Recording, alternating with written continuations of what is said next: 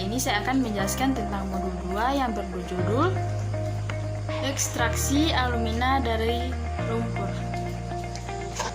Percobaan ini bertujuan untuk mempelajari ekstraksi oksidasi logam dari lumpur dan mengkarakteristik senyawa yang dihasilkan oleh FTIR. Kemudian pengambilan sampel. Pada percobaan ini, sampel yang digunakan adalah tanah liat atau tanah merah. Tanah liat ini berwarna merah bata dan lumpur berwarna hitam. Kemudian, preparasi sampel. Pada percobaan ini, preparasi sampel yang itu pertama, sampel ditumbuk hingga halus. Setelah itu, dipisahkan antara yang sudah halus dan yang belum dengan menggunakan ayakan.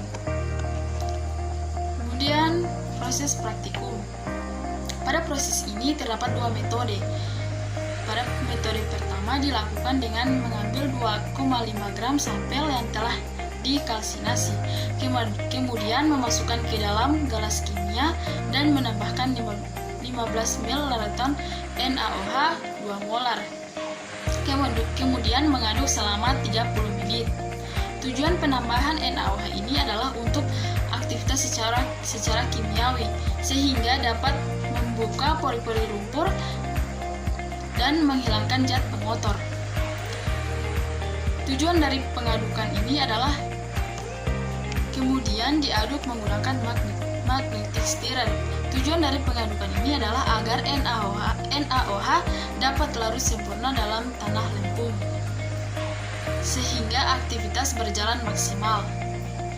Pada proses pelarutan ini, sampel tanah tidak dapat larut sempurna dalam NaOH, dan setelah proses penyaringan didapat filtrat berupa larutan berwarna putih dan residu berupa endapan merah bata. Pada penambahan NaOH, Al2O3 larut sedikit dan menghasilkan ion aluminat dengan persamaan reaksi Al2O3 tambah 2OH- menghasilkan 2LO2 2- tambah H2O. Setelah itu, menambahkan HCl 2 molar hingga pH 8. Penambahan HCl ini bertujuan untuk menurunkan kembali pH. Hal ini juga merupakan bagian dari aktivitas kimiawi menggunakan senyawa asam. Jumlah total HCl yang digunakan sebanyak 5 ml.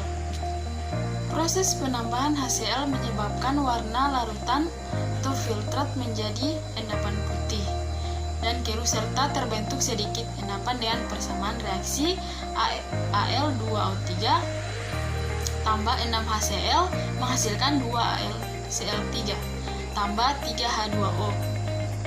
Setelah itu memanaskan larutan pada suhu 70 derajat Celcius hingga terbentuk endapan. Endapan yang terbentuk yaitu endapan putih. Kemudian menyaring endapan yang terbentuk dan mencuci dengan aqueous hingga pH air hasil pencucian sama dengan pH air yaitu pH 4. Memasukkan hasil endapan ke dalam oven pada suhu 110 derajat Celcius hingga berat konstan. Sampel memiliki berat konstan dalam 3 kali proses pemanasan dengan berat rata-rata 6.302 gram. Setelah melakukan percobaan metode 1 selesai, kemudian melakukan percobaan pada metode 2. Pada langkah metode 2 sama dengan langkah pada metode 1, tetapi penambahan larutan menggunakan HCl sebanyak 5 ml seperti pada gambar. Reaksi yang terjadi yaitu Al2O3 tambah 6 HCl menghasilkan 2 AlCl3 tambah 3 H2O. Kemudian menutup gelas kimia dengan kaca arloji. Aduk dan panaskan larutan dengan pengaduk magnet selama 30 menit di lemari asam. Kemudian memisahkan endapan dengan kertas saring. Kemudian pindahkan filtratnya ke dalam gelas kimia 50 ml. Larutan yang didapat yaitu larutan berwarna bening kekuningan. Tujuan dari menutup gelas kimia menutup gelas kimia dengan kaca arloji, yaitu agar pada saat pemanasan NaOH tidak cepat menguap. HCl tidak cepat menguap. Setelah itu menambahkan 1 molar NaOH ke dalam pH 3 menggunakan kertas indikator pH universal. Dapat membentuk endapan berwarna kuning.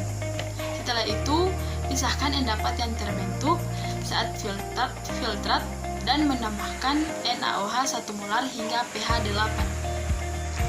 Dan kemudian terbentuk Al2O3 merah bata dan endapan berwarna kuning.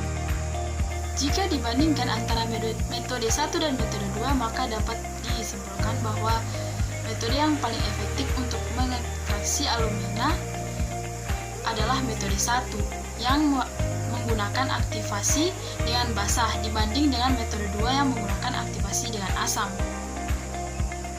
Terakhir, kesimpulan. Hasil percobaan yang dilakukan menghasilkan kesimpulan bahwa pertama, pada metode 1 endapan yang didapatkan pada sampel tanah liat sebanyak 0,6302 gram. Yang kedua, hasil dari percobaan pada metode 1 endapan tanah liat lebih sedikit dari metode 2, sedangkan metode 2 endapan yang terbentuk yaitu endapan kuning. Baik, terima kasih. Sekian penjelasan dari saya. Lebih dan kurangnya saya mohon maaf. Wassalamualaikum warahmatullahi wabarakatuh.